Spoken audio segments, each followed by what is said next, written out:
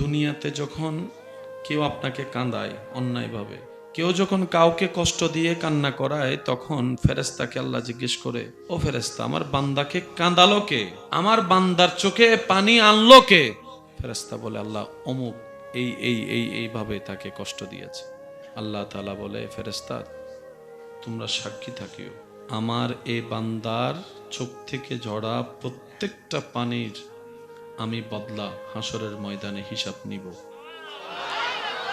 যারা আমার বান্দাকে কাঁদিয়েছে প্রত্যেকটা ফোঁটা চোখের পানির বদলা হিসাব আমি আল্লাহ নিব। কারণ বান্দাটা আমার ভালোবাসার সৃষ্টি, প্রেমের সৃষ্টি, মোহাব্বতের সৃষ্টি। সুবহান। আমি আল্লাহ সমস্ত সৃষ্টিকে আদেশ দিয়ে বানিয়েছি, আশরাফুল মখলুকাতকে মোহাব্বত দিয়ে বানিয়েছি। কোনো বান্দাকে কষ্ট দেওয়া আল্লাহ পছন্দ করে না, আল্লাহ পছন্দ করে না। সেজন্য মনে রাখবেন, যখনই কষ্ট আসবে, আপনার বিপদ আপনার চতুর্দিকে ছেয়ে যাবে, আপনরা হাত ছেড়ে দিবে, যার কাছে আশা করবেন সে মানুষ আপনাকে নিরাশা করবে। মনে রাখবেন, আল্লাহ তাআলা আপনাকে সরাসরি নিজে সাহায্য করার জন্য প্রস্তুতি করে নিচ্ছেন। সুবহানাল্লাহ। তুফান যখন হয়, ওই ধান গাছের উপর যখন তুফান বয়ে যায়, সেগুলাই ঝরে যায় যা অনুপযুক্ত, যেগুলো উপযুক্ত সেগুলা টিকে যায়। আল্লাহ তাআলা এরকম তুফান কিছু মানুষের জীবনে দেয়। বিপদ না আসলে বন্ধুকে দুশ্মনকে চিনা তো যেত না, অভাব না আসলে আপনকে পরকে চিনা তো যেত না। ওই জিনিসগুলাকে জানার জন্য, প্র্যাকটিক্যালি বুঝার জন্য আল্লাহ তাআলা আপনার আমার সামনে কিছু সিচুয়েশন এনে দেয়। যখন বান্দা যাকে ছাড়া থাকতে পারে না, চলতে পারে না, এমন মানুষও যখন অভাবের সময় হাত ছেড়ে দেয়, তখন বান্দা বলে, কাকে আপন ভেবেছিলাম, আপন তো কেউ নাই, আপন তো কেউ নাই, আপন তো কেউ নাই, ডানেও কেউ নাই, বামেও কেউ নাই। আল্লাহ পাক বলে যে, বান্দা তুই যেন বুঝতে পারিস আমি আল্লাহ ছাড়া তোর আপন কেউ নাই দুনিয়াতে, এটা যেন তুই বুঝতে পারিস, সেজন্য আমি আল্লাহ এই সিস্টেমটা করে দিয়েছি। সুবহান। গায়ে জ্বর হয় না, এই বান্দার জ্বর হলে এই জ্বরের কারণে আল্লাহ গুনাহ মাফ করে দেয়। রাস্তা দিয়ে হাঁটার সময় একটা কাঁটা ফুটলে এই কাঁটার কারণে আল্লাহ পাক আপনাকে মাফ করে দিবেন। পারিবারিক কষ্ট আছে, স্বামী স্ত্রীর কষ্ট আছে, বিভিন্ন এই জামিলার কষ্ট আছে, ধৈর্য ধরবেন, গুনাহ মাফ হয়ে যাবে। আল্লাহ, আচ্ছা একটা কথা বলেন, মনে করেন জাহান্নামে চললে, জাহান্নামের আগুনে জ্বললে 2000 বছর জ্বলতে হবে, আর একই কাজের সাজা দুনিয়াতে হলে 1 বছর কষ্ট পেলে হয়ে যাবে। আপনি কি 2000 বছরেরটা নিবেন নাকি 1 বছরেরটা নিবেন? এটা তো কমন কথা, একদম নর্মাল বিষয়। আল্লাহ এই কাজটাই করে।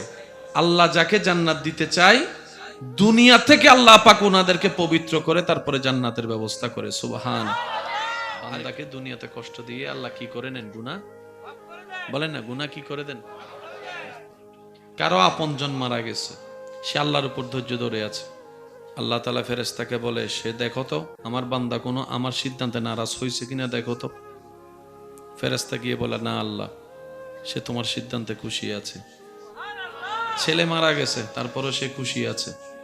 মেয়ে মারা গেছে, সে খুশি আছে। বাপ মা মারা গেছে, খুশি আছে। রব বলে যে সে আমার সিদ্ধান্তে খুশি আছে, হা হুতাশ তো করে নাই। ফেরেশতা বলে যে না আল্লাহ, হা হুতাশ করে নাই, হাজারে করে নাই, সন্তুষ্টি আছে। কারণ সে বুঝতে পেরেছে মাটা যেমন তার মা, ওই মাটা বা তোমারও তো বান্দা, অধিকার তো তোমার না বেশি। কারণ তুমি যদি সৃষ্টি না করতা, সে তো কখনো মা পেত না, ছেলে পেত না, মেয়ে পেত না। সেইটা বুঝেছে আল্লাহ। রব বলে যে তার এই ধৈর্যের কারণে আমি তার সারা জীবনের গুনাহ মাফ করে দিলাম। আল্লাহ সব সময় কারণ খুঁজতে থাকেন। ইন্নাল্লাহা ইয়াগফিরুয যুনুবা জামিয়া লা তাকনাতু মির রাহমাতিল্লাহ। আপনি যদি কোরআনকে একটু অন্তরে চোখ দিয়ে গবেষণা করে দেখেন, নবীর হাদিসগুলোকে যদি একটু সামনে রাখেন, আপনি দেখবেন আল্লাহ শুধু রাস্তা করে দিতে থাকে বান্দার গুনাহ মাফ যেন হয়, বান্দা যেন জাহান্নামে না গিয়ে জান্নাতে তার ঘর হয়। হে নবী মূসা, আপনি তো আল্লাহর সাথে কথা বলতে যাচ্ছেন, আল্লাহ আমাকে এমন দুনিয়াবি সম্পত্তি দিয়েছে, আমি এখন আর রাখার জায়গা পাচ্ছি না। মন খুলে বলি সুবহানাল্লাহ। আল্লাহ আমাকে এমন দুনিয়াবি সম্পত্তি দিয়েছেন, আমি এখন রাখার জায়গা পাচ্ছি না, আমি এখন অলরেডি ফেড আপ হয়ে গেছি, এত সম্পত্তি। আল্লাহকে বলুন আমাকে যেন সম্পত্তি একটু কমাই দেয়। সবাই চাই পাওয়ার জন্য, উনি বলছেন আল্লাহকে বলেন যেন আমাকে একটু সম্পদ কমাই দেয়। কিছু দূর যাওয়ার পরে আরেকজন উম্মতের সাথে সাক্ষাৎ, যার শরীরের কাপড় চোপড় তেমন ঠিক নাই। তিনি বললেন, ও মুসা নবী, আল্লাহর সাথে যেহেতু আপনি কথা বলতে যাচ্ছেন, আল্লাহকে একটু বলিয়েন আমাকে যেন একটু সম্পত্তি দেয়। দুইজন উম্মতের দুই ধরনের কথা বললেন মুসা নবীর কাছে, গেলেন মুসা নবী আল্লাহর সাথে কথা বলতে। ওই দুইজন উম্মত আল্লাহর বান্দার পক্ষ থেকে যখন দরখাস্ত পেশ করলেন, তখন আল্লাহ তাআলা বললেন, হে মুসা, প্রথম যে বান্দা, আমার যে বান্দা প্রথমে তোমাকে ধরেছে, ওনাকে বলো যে ও যেন শুকরিয়া করা বন্ধ করে দেয়, আমি নিয়ামত দেওয়া বন্ধ করে দিব। সুবহানাল্লাহ। আর দ্বিতীয় যে বান্দা তোমাকে ধরেছে গরিব অসহায়, তাকে বলো সে যেন শুকরিয়া করা শুরু করে, আমি আল্লাহ নিয়ামত বাড়িয়ে দিব। মুসা নবী আল্লাহর হুকুমটা নিয়ে যখন আপনার আসলেন সামনে, ওই ধনী ব্যক্তিকে বললেন আপনি শুকরিয়া করা বন্ধ করে দেন, আল্লাহ নিয়ামত দেওয়া বন্ধ করে দিবে। তখন আল্লাহর সে বান্দা বললেন, হে নবী মুসা, যখন আমার কিছু ছিল না তখনও আমি আমার আল্লাহর শুকরিয়া আদায় করতে ভুলি নাই। যখন আমার থাকার ঘর ছিল না তখন আমি রবের উপর সন্তুষ্টি ছিলাম। যখন আমার স্বাভাবিক জীবন ছিল না, খাবার অভাব ছিল, তখন আমি আমার আল্লাহর উপর নারাজ হই নাই। আল্লাহ যখন যেভাবে রেখেছে আমি আলহামদুলিল্লাহ বলার চেষ্টা করেছি। আজকে আল্লাহ আমাকে এই বেশুমার এত নিয়ামত দান করেছেন, আমি কেমনে আল্লাহ না শুকরিয়া করি বলেন? আমার পক্ষে না শুকরিয়া করা সম্ভবপর নয়। আমি আজীবন শুকরিয়া করেই যাব, শুকরিয়া করেই যাব। মুসা নবী বলে যে আল্লাহ, তাহলে আল্লাহ তোমাকে নিয়ামত বাড়াইতে থাকবে, বাড়াইতে থাকবে। ওই দ্বিতীয় ব্যক্তিকে যখন মুসা নবী পরামর্শ দিলেন, আল্লাহ তাআলা বলেছেন আপনি আফসোস না করে, হা হুতাশ না করে, যা আছে যতটুকু আছে এটার উপর আল্লাহ শুকরিয়া করা শুরু করেন, সময় মতো আল্লাহ আপনাকে নিয়ামত বাড়াই দিবে। তখন সে উত্তর দেয়, আমার আছে কি যে শুকরিয়া করব? আমার আছে কি? আল্লাহ আমাকে দিয়েছে কি আমি শুকরিয়া করব? মুসা নবী বলে যে এই জন্যই তোমার পাওয়াটা হয় না। মনে রাখবেন, লা ইন শাকারতুম লা আযীদান্নাকুম, এটাই আমাদের রবের ওয়াদা। যাই আছে যতটুকুই আছে, মনে রাখবেন অন্যের চাইতে এই ভালো আছে, অনেক বেশি আছে। অনেক বান্দা আছে যা আপনার কাছে যা আছে তার ধারে কাছেও হয়তো নাই। এত কিছু হিসাব করার দরকার নেই। এক কথাই বুঝবেন, যা পেয়েছি, যা আছে, তা পাওয়ার যোগ্যতা আপনার আমার নাই। কারণ মায়ের পেট থেকে কেউ এইগুলা নিয়ে আসেনি। দুনিয়াতে এসে আমরা পেয়েছি, আল্লাহ দান করেছেন। একটা কিছু আমাদের নয়, সব আল্লাহ দান করেছেন, ভিক্ষা দিয়েছেন, আমরা পেয়েছি। কথা বলেন ঠিক কি না? আমাদের অর্জনও কিছু নাই, আমাদের পাওয়ারও কিছু নাই। যা পেয়েছি সব আল্লাহ দান করেছেন। মাথায় থাকবে শুধু এতটুকু, পাইলেও আলহামদুলিল্লাহ, না পাইলেও আলহামদুলিল্লাহ। সবাই একটু বলি, পাইলেও আলহামদুলিল্লাহ, না পাইলেও আলহামদুলিল্লাহ। আল্লাহ পাক আমাদের সবাইকে জীবনের অবিচ্ছেদ্য অংশ হিসেবে শুকরিয়া, ধৈর্য, ইস্তেগফার, দরুদ, আল্লাহর নিয়ামতের কৃতজ্ঞতা সাথে বন্ধুত্ব রাখার তৌফিক দান করুন। হলো বান্দা যতই ভুল করুক, অপরাধ করুক, অন্যায় করুক, দিন শেষে মন নরম করে, অনুতপ্ত হয়ে আল্লাহর কাছে নিজেকে স্ব ইচ্ছায় স্যালেন্ডার করে ক্ষমা চাইতে থাকবে, চোখের পানি ফেলতে থাকবে, আকুতি মিনতি করতে থাকবে। যে বেশি বেশি তওবা করবে, আল্লাহর কাছে স্যালেন্ডার করবে, আল্লাহ সে বান্দার প্রতি সন্তুষ্টি হয়ে যায়। সুবহানাল্লাহ। বান্দার যে সমস্ত গুণগুলা আল্লাহর কাছে সবচাইতে বেশি পছন্দ, তোর মধ্যে অন্যতম আরেকটি গুণ হচ্ছে যে বান্দা বিনয়ের সাথে থাকবে। আল্লাহ হাজার কিছু নিয়ামত দেওয়ার পরও অহংকারী না হয়ে সর্বোচ্চ বিনয়ী থাকার চেষ্টা করে, আল্লাহ সে বান্দাকে বেশি ভালোবাসে। যে বান্দা আল্লাহর নামে খরচ করতে পারে, আল্লাহ সে বান্দাকে বেশি ভালোবাসে। যে হাজার ক্ষমতা থাকার পরও ক্ষমা করে দিতে পারে, আল্লাহ সে ক্ষমাকারীকে ভালোবাসে। যে ধৈর্য ধরতে পারে, বিপদ আপদ মুসিবত যাই হোক জীবনে যাই ঘটে যাক, আল্লাহর হুকুমের অপেক্ষা করে নিজেকে সহ্য ধৈর্য করতে পারে, আল্লাহ পাক সে বান্দাকে বেশি ভালোবাসে। সুবহানাল্লাহ। যে বান্দা নিজের জীবনে আল্লাহকে ভয় করার সাবজেক্টটা নিজের ভিতরে আয়ত্ত করতে পারে, সকাল সন্ধ্যা বিকাল দুপুর ভিতরে বাহিরে, জীবনের আপনার ঘরের ভিতরে বাহিরে সর্বদিকে শুধু আল্লাহকে ভয় করে, আল্লাহকে ভয় করে, আল্লাহর ভয়টা অন্তরে রেখে কাজ করে, সিদ্ধান্ত নেওয়ার, কথা বলার, কাজ করার চেষ্টা করে, আল্লাহ সে বান্দাকে বেশি ভালোবাসে। সুবহানাল্লাহ।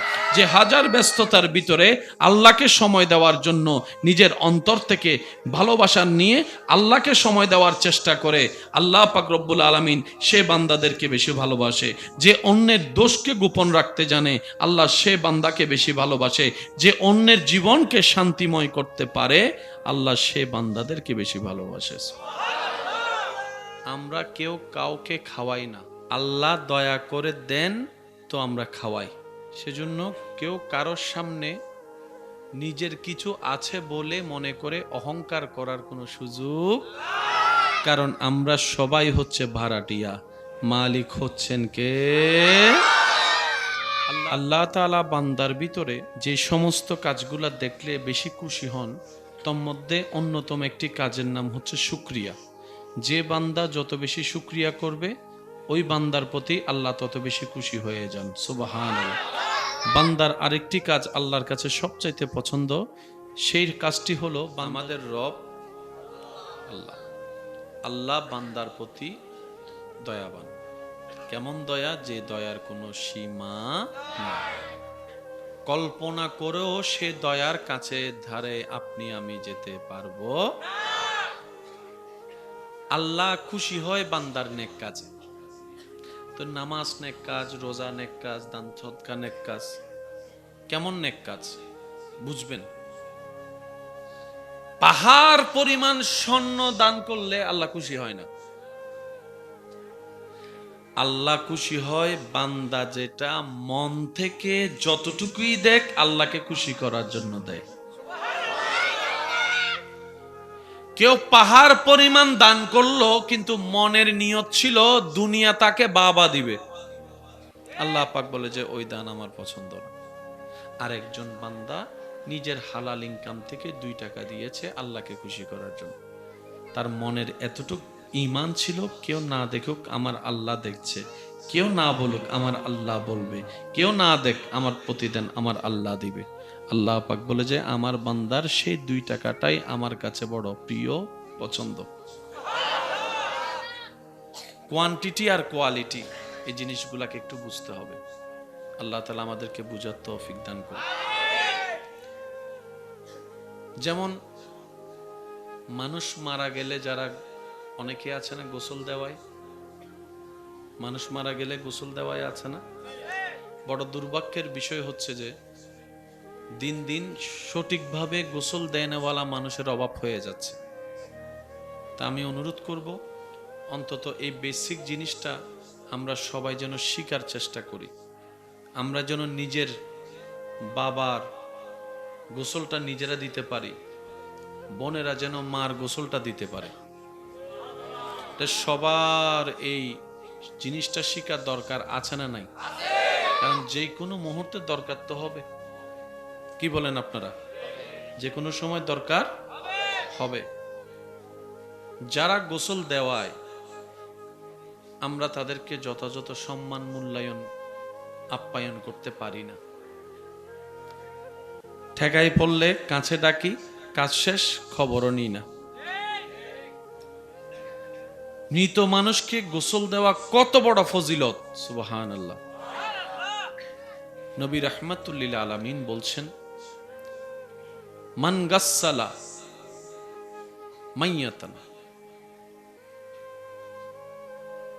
জোরে বলি না সুবহানাল্লাহ। হায় হায় হায়, যে কোনো সময় মৃত্যু আসবে, যে কোনো সময়, হঠাৎ করে। প্রত্যেকটা যাত্রার একটা প্রস্তুতি থাকে, প্রত্যেকটা যাত্রার একটা প্রস্তুতি।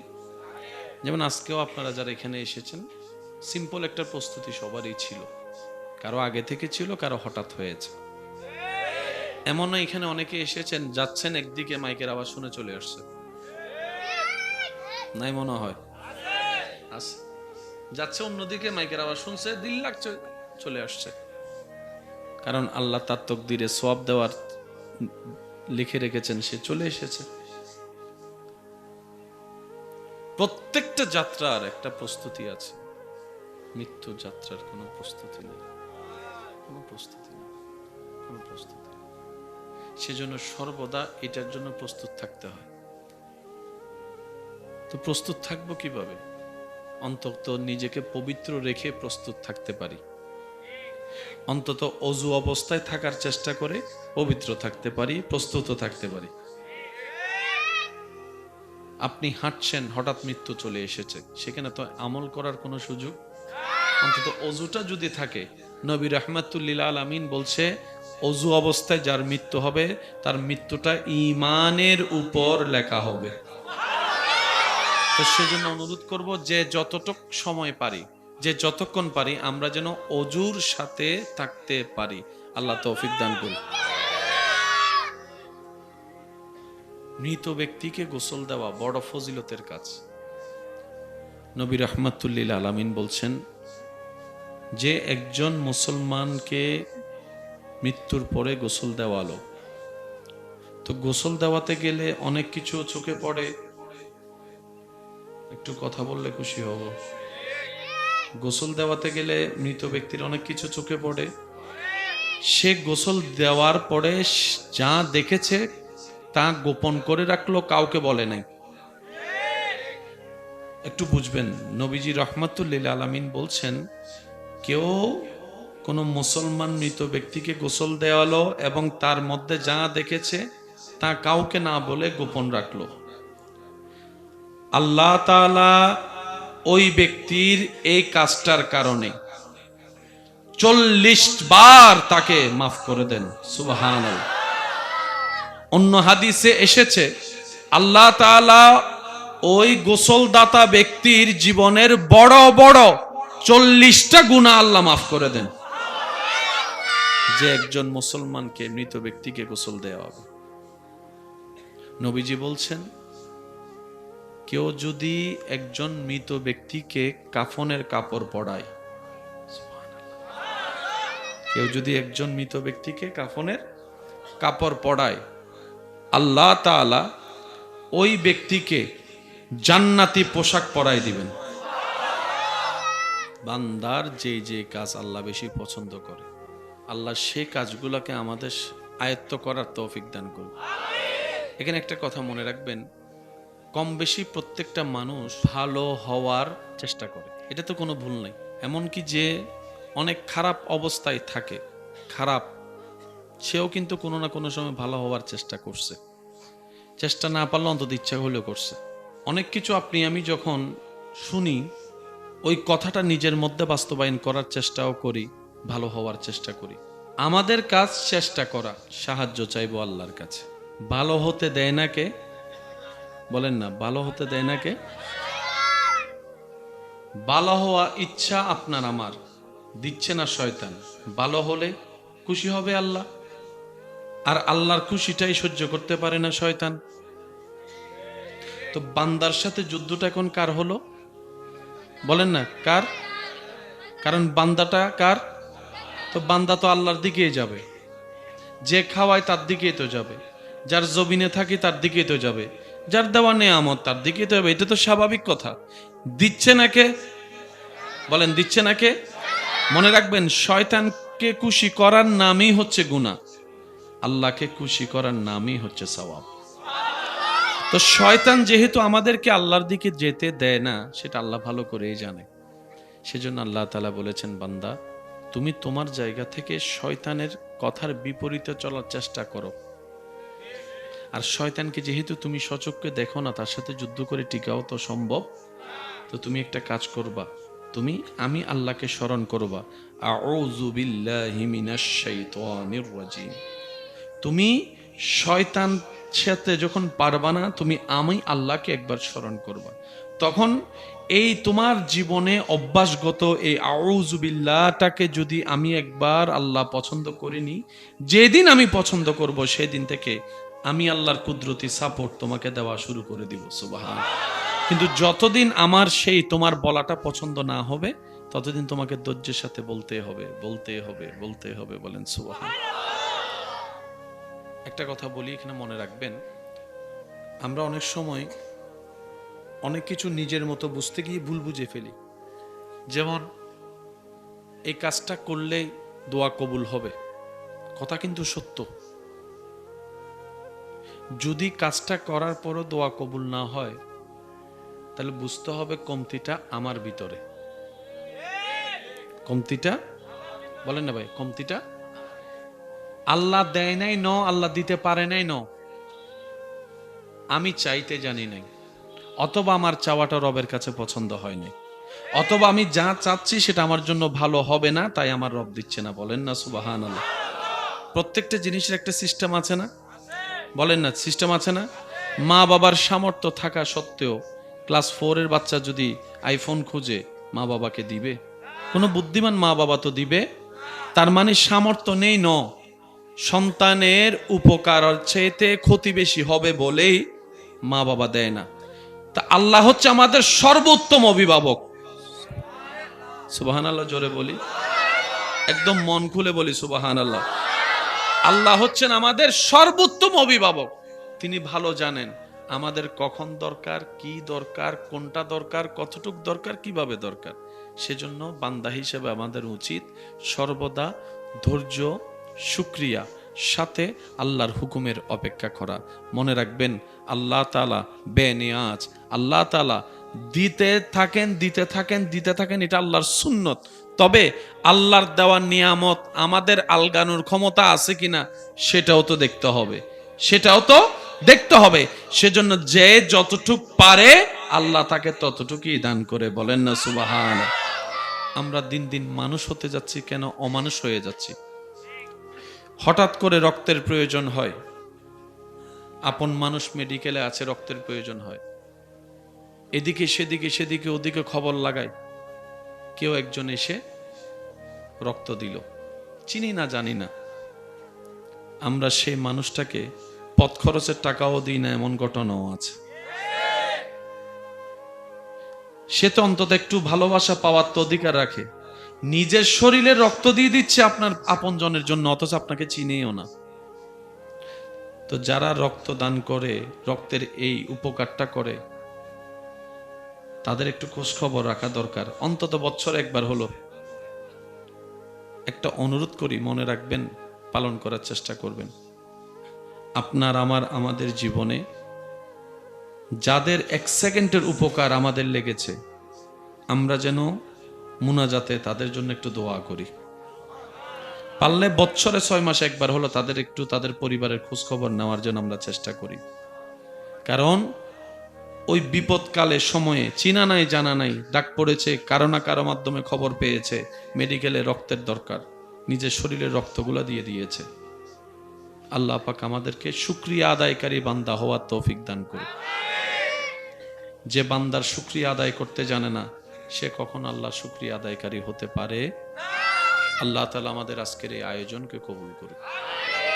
5 ওয়াক্ত নামাজের সাথে বন্ধুত্ব রাখার তৌফিক দান করুন। আল্লাহ তাআলা এই মজলিসকে আগামী বছর আরো সুন্দরভাবে আয়োজন করার তৌফিক দান করুন। যে কথাগুলো বলেছি আমরা কি মনে রাখতে পারবো? এত কিছু জানি না, এত কিছু বুঝি না, এত হিসাব কষতেও জানি না, এত হিসাব কষার দরকারও নাই, এত হিসাব করারও দরকার নাই। এতটুক জানি, পাইলেও আলহামদুলিল্লাহ, না পাইলেও আলহামদুলিল্লাহ, মন মতো হলেও আলহামদুলিল্লাহ, মন মতো না হলেও আলহামদুলিল্লাহ। বলি সবাই আলহামদুলিল্লাহ। এবার দেখুন, এবার আমার সাথে একটু বলবেন, একবার বলেন আলহামদুলিল্লাহ। এই একটা বলা। এবার মুখে একটা মুস্কি হেসে আলহামদুলিল্লাহ বলি, বলেন আলহামদুলিল্লাহ। একটু হাসি মুখে বলি আলহামদুলিল্লাহ। দুইটার বলার অন্তরের অনুভব কি এক? আপনারা একটু নিজেরা বলেন, দুইটা বলার অন্তরের অনুভব কি এক? আপনি যখন হাসি মুখে আলহামদুলিল্লাহ বলবেন, শুকরিয়ার হকও আদায় হয়ে যাবে, আপনার মন মাথার টেনশনও হালকা হয়ে যাবে। জীবনে যারা হিসাব বেশি করে তারা লসে বেশি থাকে, টেনশনে বেশি থাকে। একটু জোরে বলি না? জীবনে যারা হিসাব বেশি করে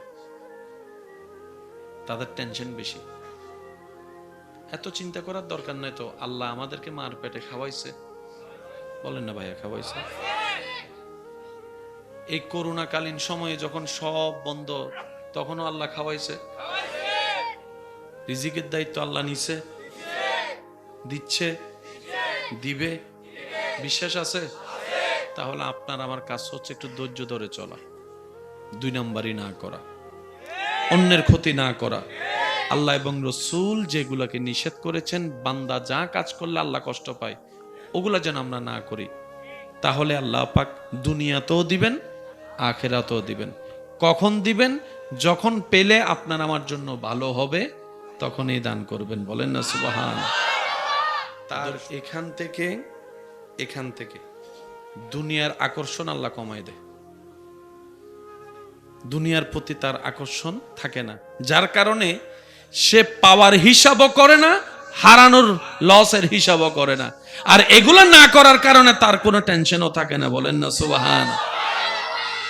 হিকমতটা একটু বোঝার চেষ্টা করবেন।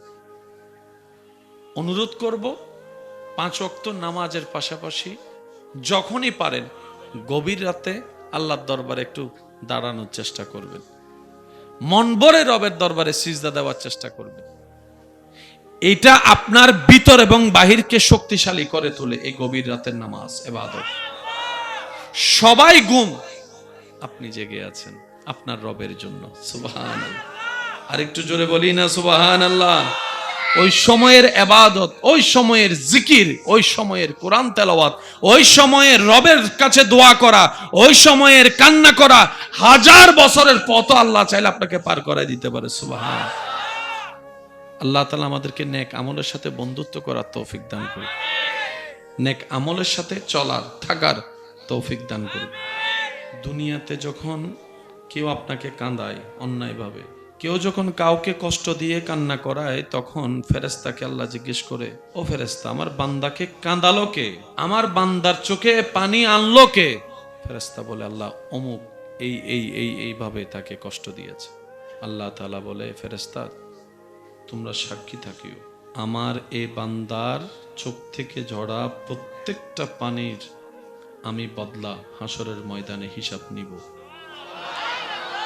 যারা আমার বান্দাকে কাঁদিয়েছে, প্রত্যেকটা ফোঁটা চোখের পানির বদলা হিসাব আমি আল্লাহ নিব। কারণ বান্দাটা আমার ভালোবাসার সৃষ্টি, প্রেমের সৃষ্টি, মহাব্বতের সৃষ্টি। সুবহান। আমি আল্লাহ সমস্ত সৃষ্টিকে আদেশ দিয়ে বানিয়েছি, আশরাফুল মখলুকাতকে মহাব্বত দিয়ে বানিয়েছি। কোনো বান্দাকে কষ্ট দেওয়া আল্লাহ পছন্দ করে না, আল্লাহ পছন্দ করে না। সেজন্য মনে রাখবেন, যখনই কষ্ট আসবে, আপনার বিপদ আপনার চতুর্দিকে ছেয়ে যাবে, আপনরা হাত ছেড়ে দিবে, যার কাছে আশা করবেন সে মানুষ আপনাকে নিরাশা করবে। মনে রাখবেন, আল্লাহ তাআলা আপনাকে সরাসরি নিজে সাহায্য করার জন্য প্রস্তুতি করে নিচ্ছেন। সুবহানাল্লাহ।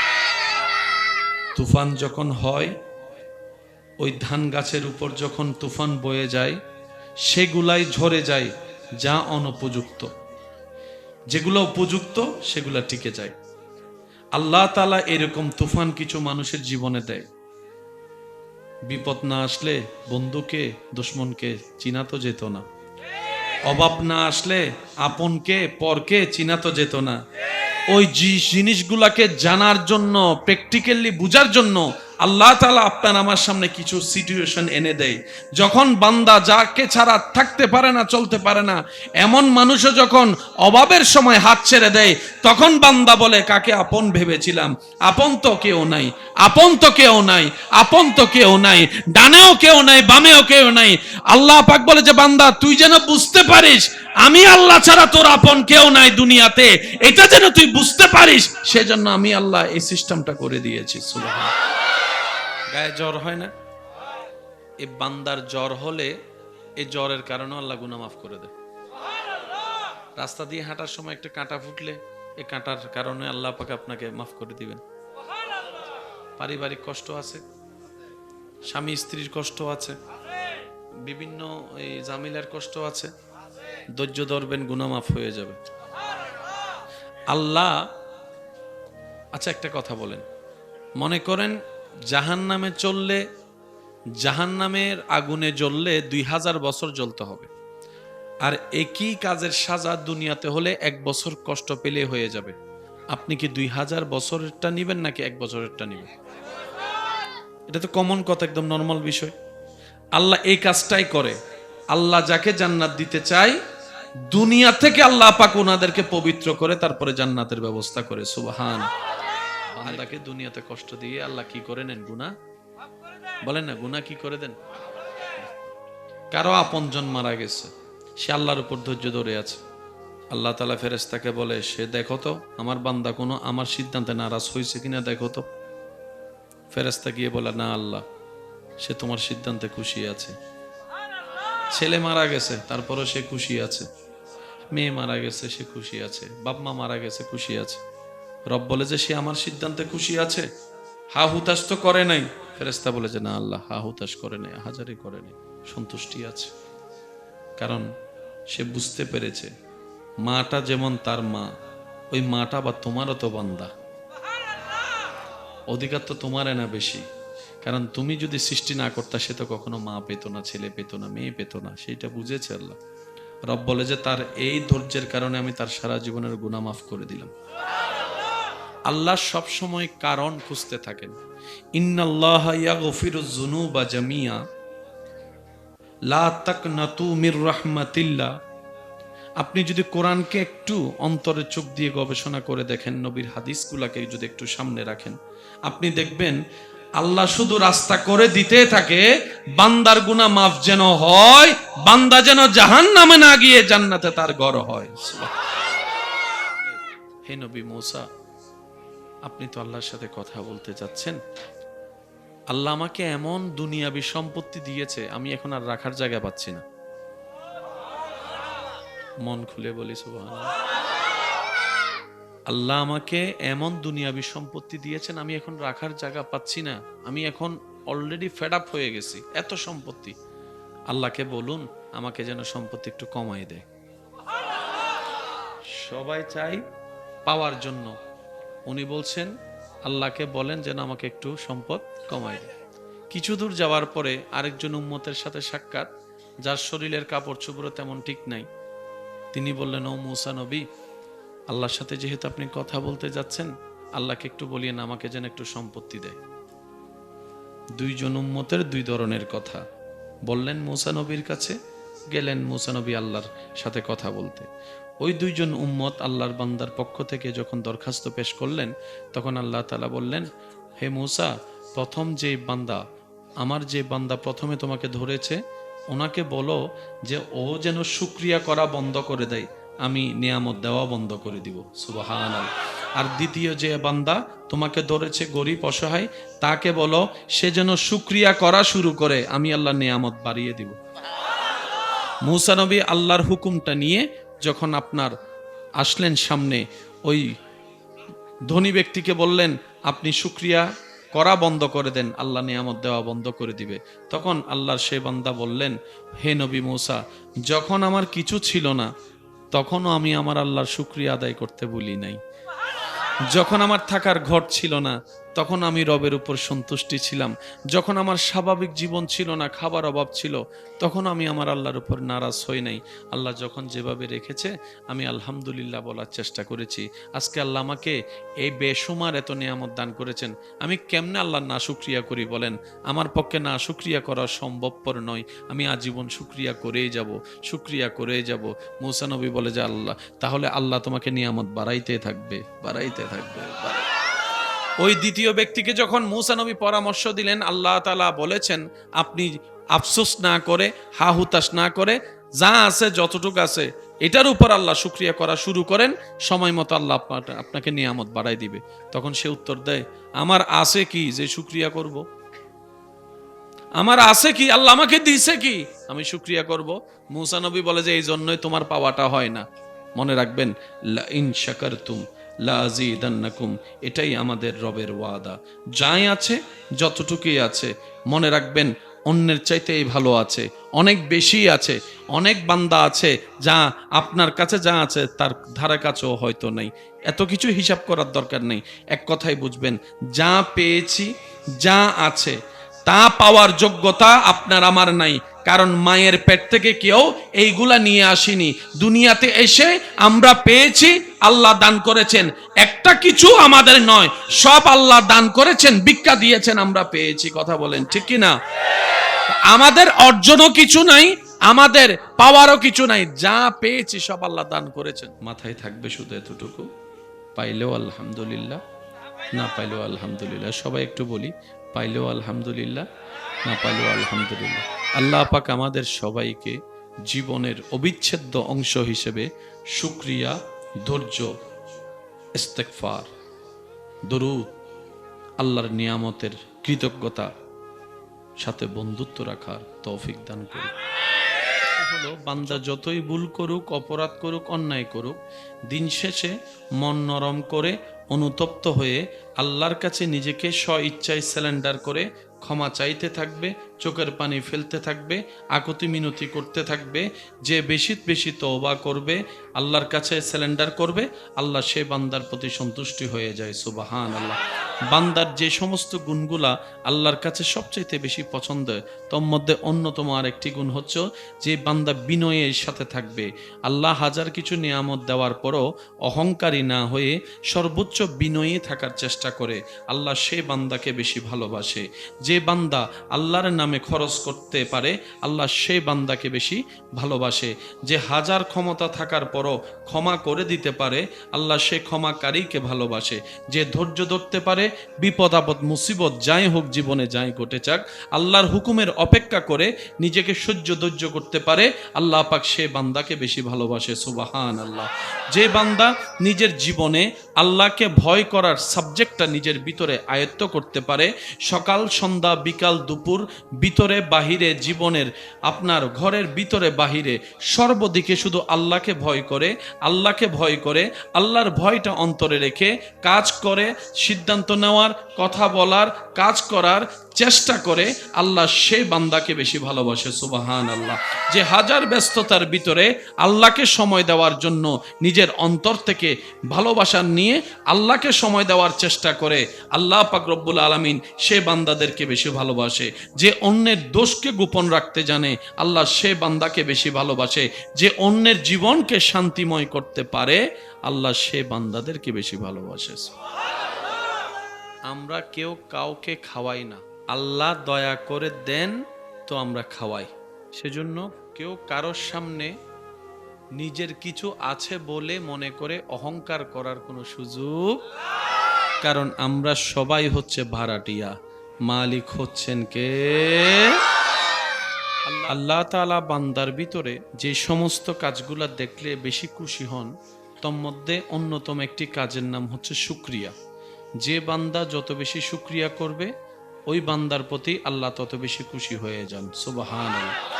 বান্দার আরেকটি কাজ আল্লাহর কাছে সবচাইতে পছন্দ, সেই কাজটি হলো আমাদের রব আল্লাহ। আল্লাহ বান্দার প্রতি দয়াবান। কেমন দয়া? যে দয়ার কোনো সীমা নেই। কল্পনা করেও সে দয়ার কাছে ধারে আপনি আমি যেতে পারবো। আল্লাহ খুশি হয় বান্দার নেক কাজে। তো নামাজ নেক কাজ, রোজা নেক কাজ, দান সদকা নেক কাজ। কেমন নেক কাজ বুঝবেন? পাহাড় পরিমাণ স্বর্ণ দান করলে আল্লাহ খুশি হয় না। আল্লাহ খুশি হয় বান্দা যেটা মন থেকে যতটুকুই দেখ আল্লাহকে খুশি করার জন্য দেয়। কেউ পাহাড় পরিমাণ দান করলো, কিন্তু মনের নিয়ত ছিল দুনিয়া তাকে বাবা দিবে, আল্লাহ পাক বলে যে ওই দান আমার পছন্দ না। আরেকজন বান্দা নিজের হালাল ইনকাম থেকে 2 টাকা দিয়েছে আল্লাহকে খুশি করার জন্য, তার মনের এতটুক ঈমান ছিল, কেউ না দেখুক আমার আল্লাহ দেখছে, কেউ না বলুক আমার আল্লাহ বলবে, কেউ না দেখ আমার প্রতিদান আমার আল্লাহ দিবে। আল্লাহ পাক বলে যে আমার বান্দার সেই 2 টাকাটাই আমার কাছে বড় প্রিয়, পছন্দ। কোয়ান্টিটি আর কোয়ালিটি, এই জিনিসগুলাকে একটু বুঝতে হবে। আল্লাহ তাআলা আমাদেরকে বুঝার তৌফিক দান করুন। যেমন মানুষ মারা গেলে যারা অনেকে আছে না গোসল দেওয়ায়, মানুষ মারা গেলে গোসল দেওয়ায় আছে না, বড় দুর্ভাগ্যের বিষয় হচ্ছে যে দিন দিন সঠিকভাবে গোসল দেয়নাওয়ালা মানুষের অভাব হয়ে যাচ্ছে। তা আমি অনুরোধ করব, অন্তত এই বেসিক জিনিসটা আমরা সবাই যেন শিখার চেষ্টা করি। আমরা যেন নিজের বাবার গোসলটা নিজেরা দিতে পারি, বোনেরা যেন মার গোসলটা দিতে পারে। সবার এই জিনিসটা শিখার দরকার আছে না নাই? কারণ যে কোনো মুহূর্তে দরকার তো হবে। কি বলেন আপনারা? যে কোনো সময় দরকার হবে। যারা গোসল দেওয়ায় আমরা তাদেরকে যথাযথ সম্মান, মূল্যায়ন, আপ্যায়ন করতে পারি না।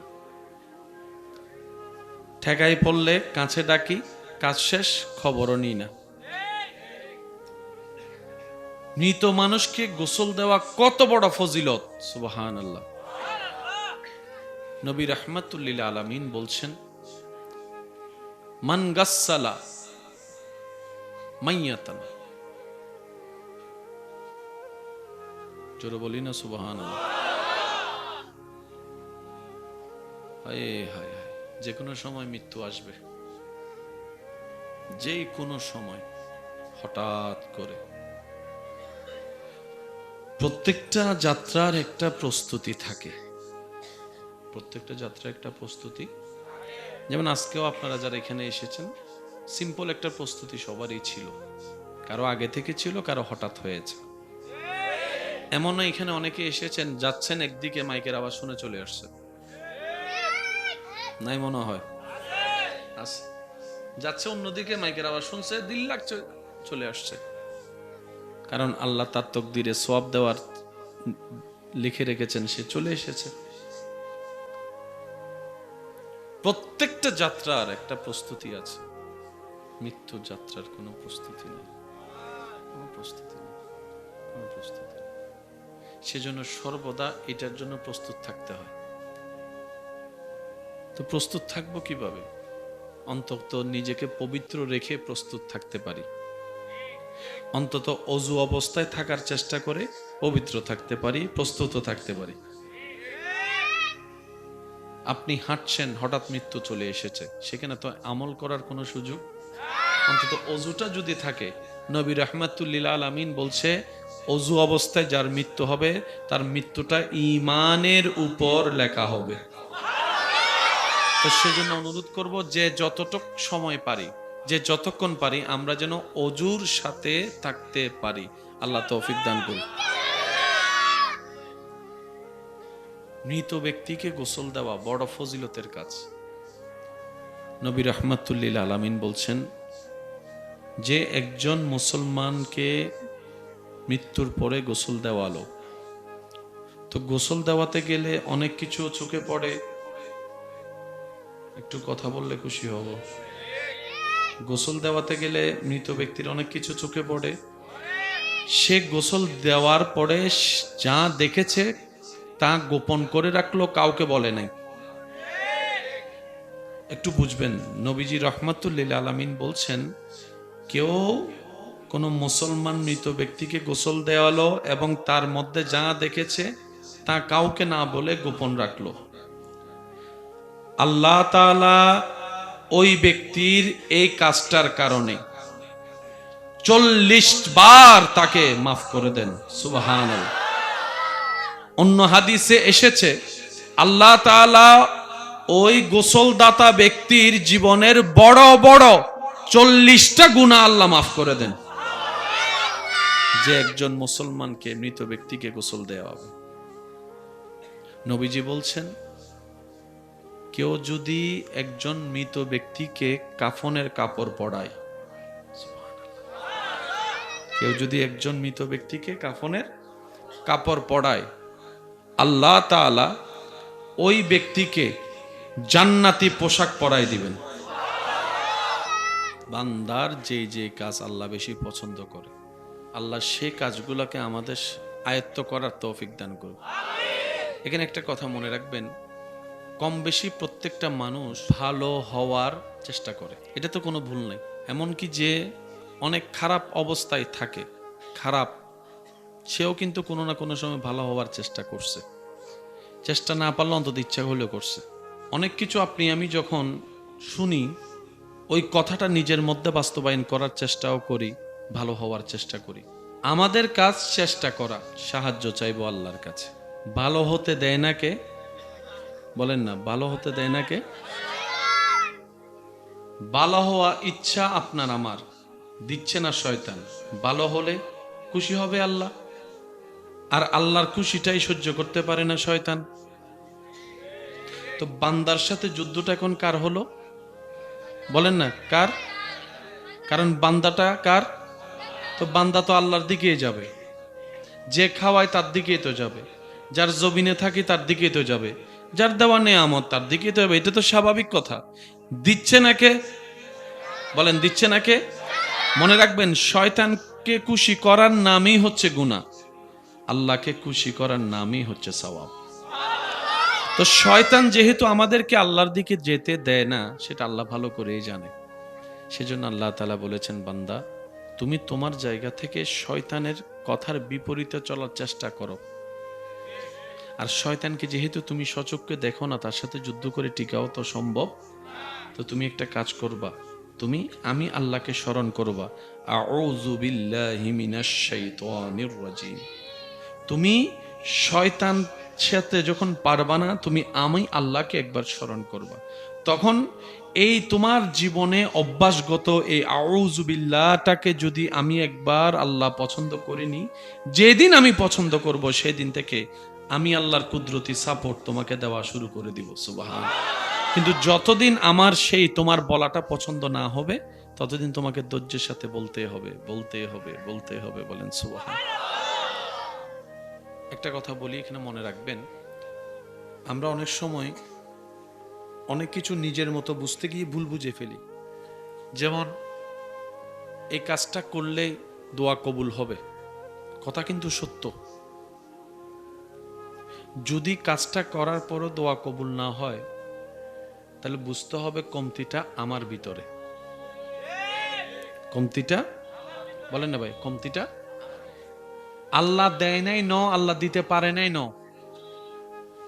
আমি চাইতে জানি নাই, অথবা আমার চাওয়াটা রবের কাছে পছন্দ হয় নাই, অথবা আমি যা চাচ্ছি সেটা আমার জন্য ভালো হবে না, তাই আমার রব দিচ্ছে না। বলেন না সুবহানাল্লাহ।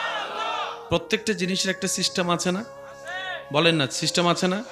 মা বাবার সামর্থ্য থাকা সত্ত্বেও ক্লাস 4 এর বাচ্চা যদি আইফোন খুঁজে, মা বাবাকে দিবে? কোনো বুদ্ধিমান মা বাবা তো দিবে।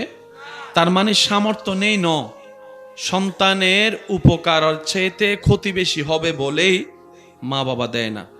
তা আল্লাহ হচ্ছে আমাদের সর্বোত্তম অভিভাবক। সুবহানাল্লাহ, জোরে বলি, একদম মন খুলে বলি সুবহানাল্লাহ। আল্লাহ হচ্ছেন আমাদের সর্বোত্তম অভিভাবক। তিনি ভালো জানেন আমাদের কখন দরকার, কি দরকার, কোনটা দরকার, কতটুক দরকার, কিভাবে দরকার। সেজন্য বান্দা হিসেবে আমাদের উচিত সর্বদা ধৈর্য, শুকরিয়া, সাথে আল্লাহর হুকুমের অপেক্ষা করা। মনে রাখবেন, আল্লাহ তাআলা বেনিয়াজ, আল্লাহ তাআলা দিতে থাকেন, দিতে থাকেন, দিতে থাকেন, এটা আল্লাহর সুন্নত। তবে আল্লাহর দেওয়া নিয়ামত আমাদের আলগানোর ক্ষমতা আছে কিনা সেটাও তো দেখতে হবে, সেটাও তো দেখতে হবে। সেজন্য যে যতটুক পারে আল্লাহ তাকে ততটুকুই দান করে। বলেন না সুবহানাল্লাহ। আমরা দিন দিন মানুষ হতে যাচ্ছি কেন, অমানুষ হয়ে যাচ্ছি। হঠাৎ করে রক্তের প্রয়োজন হয়, আপন মানুষ মেডিকেলে আছে, রক্তের প্রয়োজন হয়, এদিকে সেদিকে সেদিকে ওদিকে খবর লাগায়, কেউ একজন এসে রক্ত দিল, চিনি না জানি না, আমরা সেই মানুষটাকে পথ খরচের টাকাও দিই না, এমন ঘটনাও আছে। সে তো অন্তত একটু ভালোবাসা পাওয়ার তো অধিকার রাখে। নিজের শরীরে রক্ত দিয়ে দিচ্ছে আপনার আপনজনের জন্য, অথচ আপনাকে চিনেও না। তো যারা রক্ত দান করে, রক্তের এই উপকারটা করে, তাদের একটু খোঁজ খবর রাখা দরকার, অন্তত বছর একবার হলো। একটা অনুরোধ করি, মনে রাখবেন, পালন করার চেষ্টা করবেন। আপনার আমাদের জীবনে যাদের 1 সেকেন্ডের উপকার আমাদের লেগেছে, আমরা যেন মুনাজাতে তাদের জন্য একটু দোয়া করি। পারলে বছরে 6 মাসে একবার হলো তাদের একটু, তাদের পরিবারের খোঁজ খবর নেওয়ার জন্য আমরা চেষ্টা করি। কারণ ওই বিপদকালে সময়ে চিনা নাই জানা নাই ডাক পড়েছে, কারো না কারো মাধ্যমে খবর পেয়েছে মেডিকেলে রক্তের দরকার, নিজের শরীরের রক্তগুলা দিয়ে দিয়েছে। আল্লাহ পাক আমাদেরকে শুকরিয়া আদায়কারী বান্দা হওয়ার তৌফিক দান করুন। যে বান্দার শুকরিয়া আদায় করতে জানে না, সে কখন আল্লাহর শুকরিয়া আদায়কারী হতে পারে? আল্লাহ তাআলা আমাদের আজকের এই আয়োজনকে কবুল করুন। 5 ওয়াক্ত নামাজের সাথে বন্ধুত্ব রাখার তৌফিক দান করুন। আল্লাহ তাআলা এই মজলিসকে আগামী বছর আরো সুন্দরভাবে আয়োজন করার তৌফিক দান করুন। যে কথাগুলো বলেছি আমরা কি মনে রাখতে পারবো? এত কিছু জানি না, এত কিছু বুঝি না, এত হিসাব কষতেও জানি না, এত হিসাব কষার দরকারও নাই, এত হিসাব করারও দরকার নাই। এতটুক জানি, পাইলেও আলহামদুলিল্লাহ, না পাইলেও আলহামদুলিল্লাহ, মন মতো হলেও আলহামদুলিল্লাহ, মন মতো না হলেও আলহামদুলিল্লাহ। বলি সবাই আলহামদুলিল্লাহ। এবার দেখেন, এবার আমার সাথে একটু বলবেন, একবার বলেন আলহামদুলিল্লাহ। এই একটা বলা। এবার মুখে একটা মুস্কি হেসে আলহামদুলিল্লাহ বলি, বলেন আলহামদুলিল্লাহ। একটু হাসি মুখে বলি আলহামদুলিল্লাহ। দুইটার বলার অন্তরের অনুভব কি এক? আপনারা একটু নিজেরা বলেন, দুইটা বলার অন্তরের অনুভব কি এক?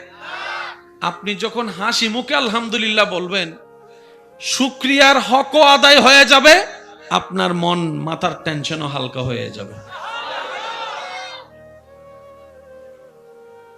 জীবনে যারা হিসাব বেশি করে তারা লসে বেশি থাকে, টেনশনে বেশি থাকে। একটু জোরে বলি না? জীবনে যারা হিসাব বেশি করে তাদের টেনশন বেশি। এত চিন্তা করার দরকার নাই তো, আল্লাহ আমাদেরকে মার পেটে খাওয়াইছে, বলেন না ভাইয়া, খাওয়াইছে। এই করোনাকালীন সময়ে যখন সব বন্ধ, তখনও আল্লাহ খাওয়াইছে। রিজিকের দায়িত্ব আল্লাহ নিছে, দিচ্ছে, দিবে, বিশ্বাস আছে। তাহলে আপনার আমার কাজ হচ্ছে একটু ধৈর্য ধরে চলা, 2 নম্বরই না করা, অন্যের ক্ষতি না করা। আল্লাহ এবং রসূল যেগুলাকে নিষেধ করেছেন, বান্দা যা কাজ করলে আল্লাহ কষ্ট পায়, ওগুলা যেন আমরা না করি। তাহলে আল্লাহ পাক দুনিয়াতেও দিবেন, আখিরাতেও দিবেন। কখন দিবেন? যখন পেলে আপনার আমার জন্য ভালো হবে, তখনই দান করবেন। বলেন না সুবহান। তার এখান থেকে দুনিয়ার আকর্ষণ আল্লাহ কমায় দেয়, দুনিয়ার প্রতি তার আকর্ষণ থাকে না, যার কারণে সে পাওয়ার হিসাবও করে না, হারানোর লসের হিসাবও করে না। আর এগুলো না করার কারণে তার কোনো টেনশনও থাকে না। বলেন না সুবহান। হিকমতটা একটু বোঝার চেষ্টা করবেন। অনুরোধ করব, 5 ওয়াক্ত নামাজের পাশাপাশি যখনই পারেন গভীর রাতে আল্লাহর দরবারে একটু দাঁড়ানোর চেষ্টা করবেন, মন ভরে রবের দরবারে সিজদা দেওয়ার চেষ্টা করবেন। এটা আপনার ভিতর এবং বাহিরকে শক্তিশালী করে তোলে। এই গভীর রাতের নামাজ ইবাদত। সবাই ঘুম, আপনি জেগে আছেন আপনার রবের জন্য। সুবহানাল্লাহ। আর একটু জোরে বলি না সুবহানাল্লাহ। ওই সময়ের ইবাদত, ওই সময়ের জিকির, ওই সময়ের কোরআন তেলাওয়াত, ওই সময়ের রবের কাছে দোয়া করা, ওই সময়ের কান্না করা, 1000 বছরের পথ আল্লাহ চাইলে আপনাকে পার করায় দিতে পারে। সুবহান। আল্লাহ তাআলা আমাদেরকে নেক আমলের সাথে বন্ধুত্ব করার তৌফিক দান করুন, নেক আমলের সাথে চলার থাকার তৌফিক দান করুন।